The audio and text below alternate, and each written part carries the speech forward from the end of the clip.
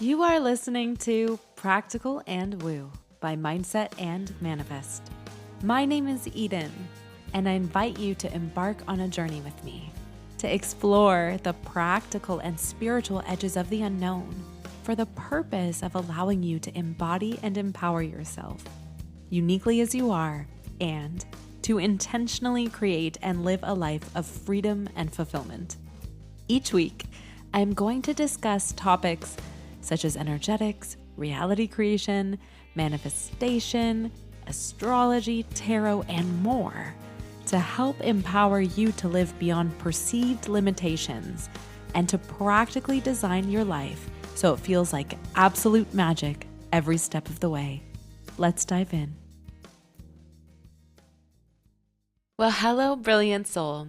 The other day, I spilled a jar of tomato sauce all over my countertop, and where you think I might have burst out crying, I actually burst out laughing as a thought flew into my mind.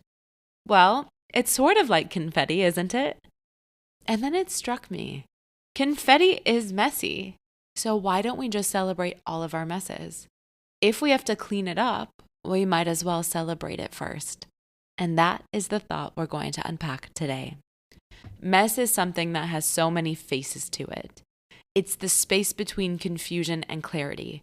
It's the thing that doesn't photograph well, doesn't always translate, and certainly doesn't always earn applause. It's the shaky voice in a vulnerable conversation. It's the goo phase of the butterfly. The 3 a.m. journal entry that's tear-stained and circular. The half-folded laundry and the ideas that never quite made it to paper. It's the version of you that overreacted, the version of you that stayed silent when you wanted to roar, the version of you who tried and still missed the mark. We tend to think of mess as something to conquer, to fix, to master, as if we'll eventually arrive in some pristine version of ourselves, clean and polished and finally worthy of the good things we're wanting. But life isn't a museum destined to be pristine and preserved. It's a mosaic, a pulsing, chaotic, often contradictory work of art made up of moments and moods and missteps and, yes, even miracles. So when did we start treating mess as the enemy? I want you to imagine something with me. You're at a celebration. The music is rising, keeping pace with the elevated mood. People are laughing, and something beautiful just happened. Maybe a wedding, a dream realized, a birthday, winning a ball game. Confetti is launched from cannons, from the sky, from everywhere all around, colorful, glittering, alive. And it goes everywhere. The floor, the ceiling, your hair, in shoes, on shoulders. And long after the celebration is over, you'll still somehow find little pieces of it weeks later. But you won't yell at it or swear at it. You won't say, "How dare you make a mess like this?" You won't say, "We shouldn't have celebrated because the cleanup takes time." Because in this case, the mess is a byproduct of the joy experienced, a spark of a memory. There is a hidden, covert understanding that if the moment is big enough or worthy enough, then the cleanup is just part of it. So here's where we can go deeper. A lot of us carry stories that our mess is a reflection of our worth. But what if I reminded you that your mess does not disqualify you from love, success, joy, or peace? What if your mess is the portal to your becoming? The place where truth cracks through any kind of performance, because if you think about it, most breakthroughs are born in mess. You don't become kinder, stronger, wiser because everything was easy. People like Thomas Edison found hundreds and thousands of ways not to build a light bulb. And in the moments where it feels like the walls are closing in, something in you says, "Not this time." It's when the pattern repeats and you finally say, "I see you and I choose differently now." That's messy, and it's human, and it's also brave. So the next time you're tempted to say something like, "I'm such a mess," can you pause? Can you shift it ever so slightly to, "I'm in a mess, so I'm in confetti"? And from there, can you be softer? "I'm in a moment of remembering who I truly am, and what I am capable of.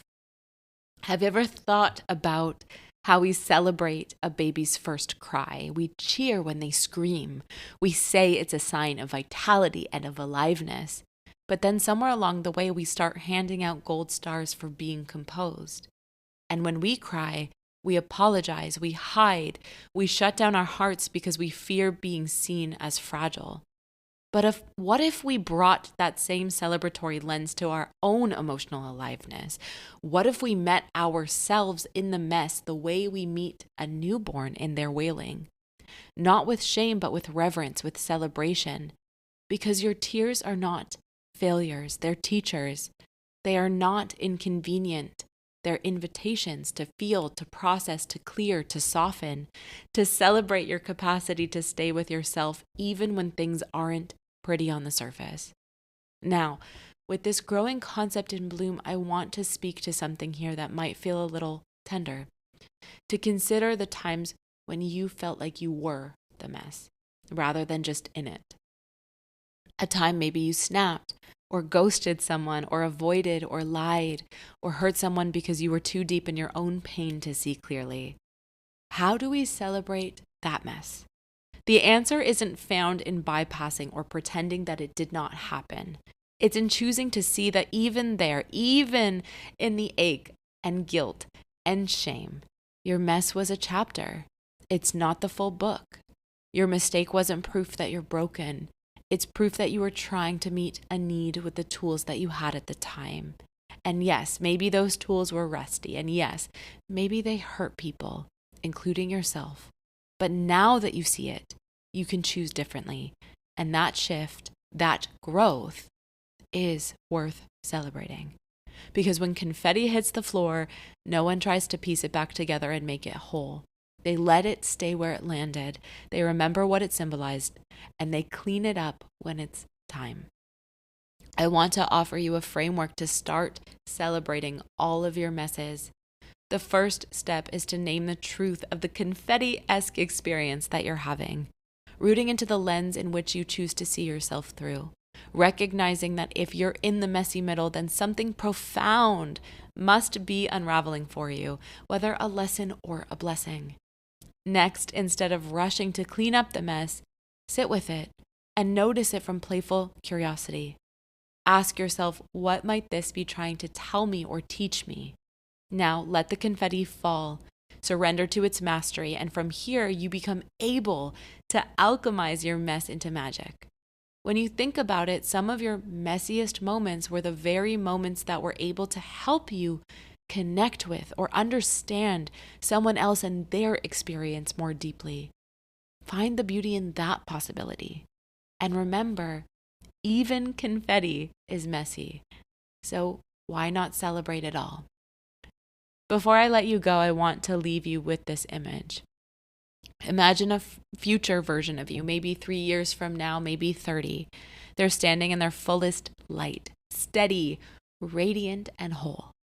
And you walk up to them with tears in your eyes and you say, "I'm so sorry I've been so messy."